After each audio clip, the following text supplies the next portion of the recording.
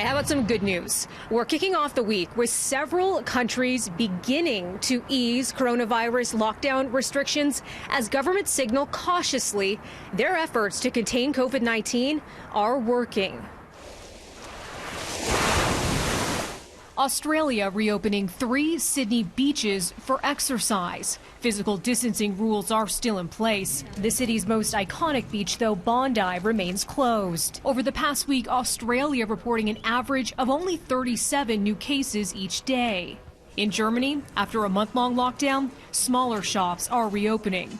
Face masks are required in some states. Early and extensive testing here credited in part for keeping fatalities down. But the country's chancellor warns it's difficult to know what the outcome of lifting restrictions will be.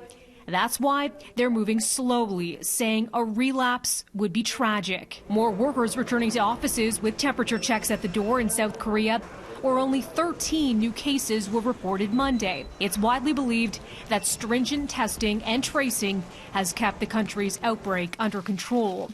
Rules are easing for religious gatherings and sports, but schools are still closed. South Korea extending its social distancing policy over the weekend for another 16 days. Signs of confidence in the Czech Republic, where some of the strictest measures in Europe were put in place last month. Now, dog groomers are getting back to work. Farmers markets also allowed to reopen, while restaurants and museums remain closed. Nursery schools reopening after a month-long shutdown in Norway, one of the first European countries to roll out physical distancing measures. Classes for older kids set to begin next week, but most people are still working from home. And large gatherings are banned until at least June 15th, even though the virus was declared under control last week. Norway confirming around 150 deaths.